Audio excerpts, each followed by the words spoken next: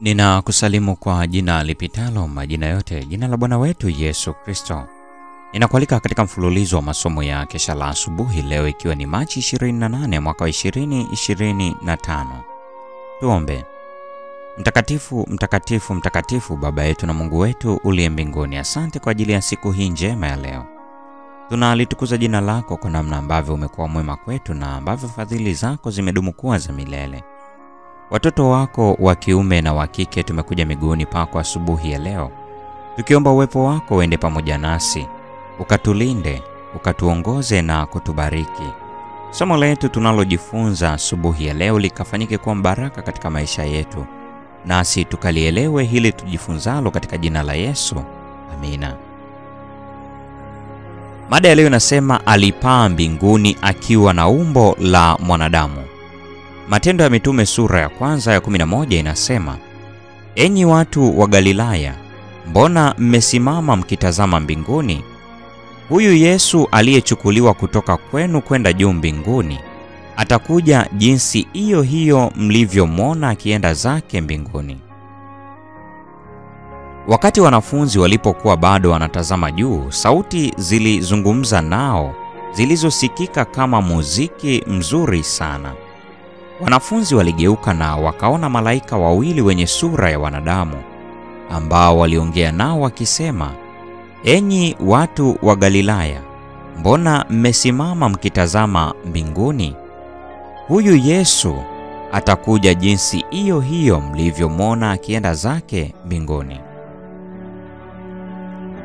Malaika hawa walikuwa kwenye kundi ambalo lilikuwa linasubiri katika wingu ling'alo ili kumsindikiza Yesu kwenda katika makao yake ya mbinguni. Malaika hawa ambao ni wenye hadhi kuu katika malaika wote, walikuwa ni wawili wale waliokuja kaburini wakati wa kufufuka kwake Kristo, na walikuwa pamoja naye katika maisha yake yote hapa duniani. Kwa shauku kubwa, mbingu yote ilikuwa imesubiri mwisho ufike wa kuwapo kwake katika ulimwengu ulioharibiwa na laana ya dhambi. Muda sasa ulikuwa umefika kwa wakazi wa mbinguni kumpokea mfalme wao.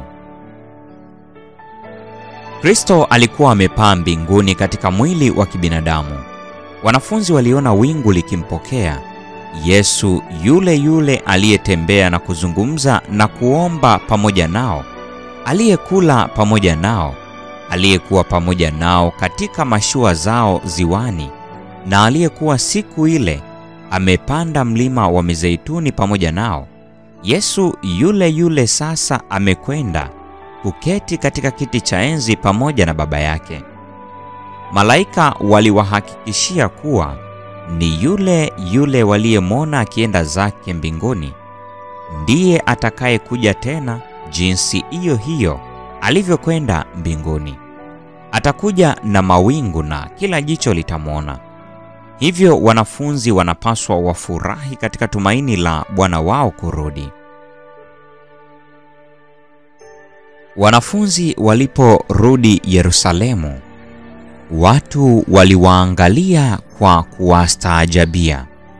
Baada ya mateso na kusulubishwa kwa Kristo, ilifikiriwa kwamba wataonekana wametelekezwa na kuaibika.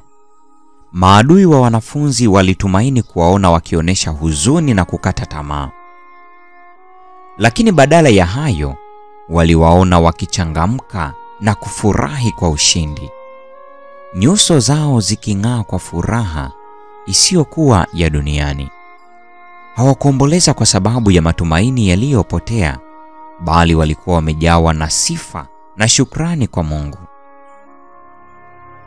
Kwa shangwe walisimulia hadithi ya ajabu ya kufufuka na kupaa kwa Kristo, na ushuhuda wao ulipokelewa na wengi.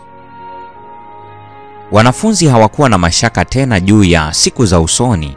Walifahamu kuwa Yesu yuko mbinguni na ya kuwa huruma zake ziko pamoja nao. Walijua kuwa walikuwa na rafiki kwenye kiti cha enzi cha Mungu, na walikuwa na shauku ya kupeleka maombi yao kwa Baba katika jina la Yesu. Walinyoosha mkono wa imani juu hata juu zaidi, wakiwa na hoja kubwa: Kristo Yesu ndiye aliyekufa, na zaidi ya hayo amefufuka katika wafu, tena ndiye anayetuombea. Warumi sura ya 8 aya ya 34. Pentekoste iliwaletea furaha timilifu mbele ya mfariji, kama Kristo alivyoahidi. Tumaini la vizazi vyote, sehemu ya pili, ukurasa wa 444 hadi 446. Hii ni Machi 28, mada ikisema alipaa mbinguni akiwa na umbo la mwanadamu. Na kwa nukta hiyo ndio tunakuwa tumefikia tamati ya tafakari ya mada hii siku ya leo. Neema ya Bwana wetu Yesu Kristo, pendo la Mungu na ushirika wa Roho Mtakatifu nasi sasa na hata milele. Amina.